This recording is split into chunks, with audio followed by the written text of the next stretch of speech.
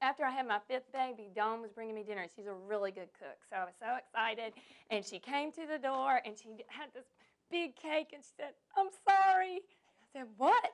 And I went over, and I looked, and there's this beautiful cake, and it had a footprint right in the middle. And when she was getting out of the car with it, one of her boys had stepped in it. And she was so embarrassed, and we were laughing. And I said, "Dawn, I had 5 kids then. I've got 5 kids. Do you really think that a footprint's going to stop us from eating your cake?" And we were going to eat around it, but the cake was so good, we even ate the footprint. It was had really saran good. wrap over it. It did. So it was clean footprint. Just 4-year-old added footprint. character. It was really cool.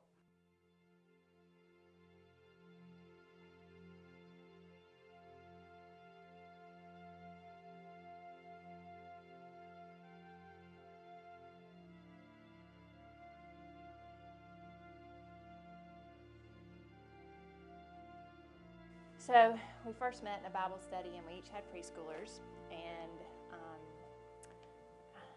I don't know how many years passed before we really started.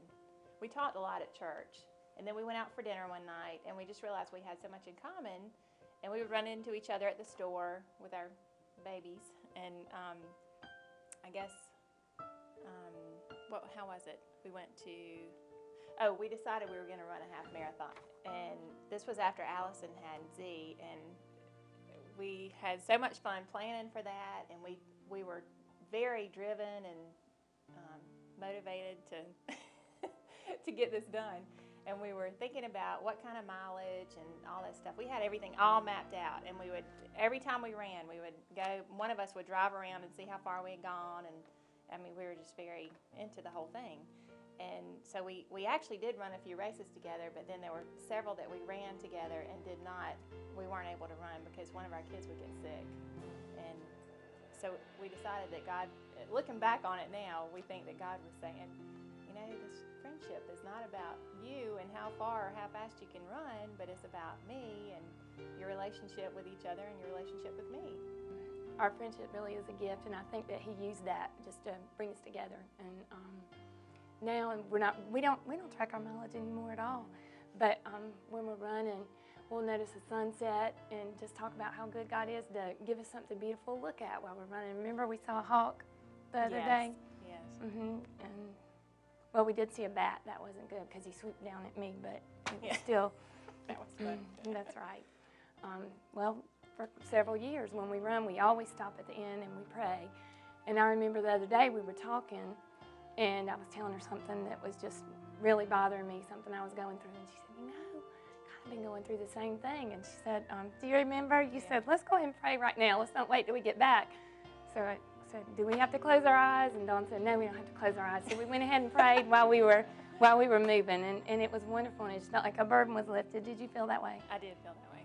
One of my big struggles that Allison has really helped me through was the adoption of our 2 girls. Tully and I adopted 2 little girls from Guatemala a year ago, and Allison was really the second person who knew about it, and Tully was the first.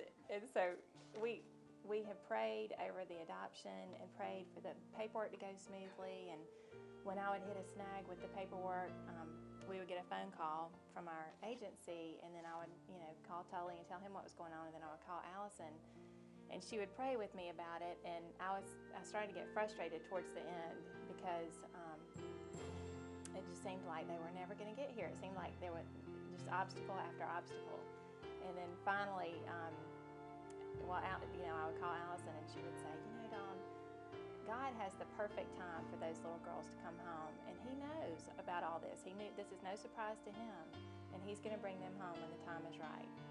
And so it just made me feel so much better hearing that, and it was just such a great reminder. I remember when you walked off the plane and you had them in, we're going to start crying. You had them in your little double stroller, and all our boys were there to meet their sisters, and then she came walking up and she's crying, and not only did she have them, but they were both beautiful. And I just remembered all those mornings standing in the dark in the driveway, and we prayed for them. Should you even do it? And then when you felt like you should, she got pictures, so then we had pictures and names, and God take care of them until they get here, and they were here. Yeah, that's right. And I'm in a Bible study right now, and we were talking the other night about how important it is to have a prayer partner and have somebody hold you accountable. And I know a lot of the ladies in there were saying, I don't have that. I'm going to start praying for that. And I said, I've got it. And I do. And I'm just so very thankful. There's not many friends that you have that if you tell them what's going on, they're not going to just tell you what you want to hear.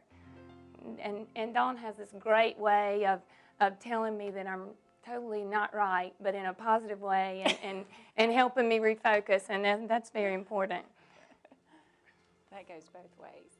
She does that for me too, and it's really neat how, I think you mentioned this earlier, but a couple of weeks ago we were both struggling with the same thing, and it was great because we could go through that together. So it's great that we've got each other to lean on, and we experience so many of the same things at the same time.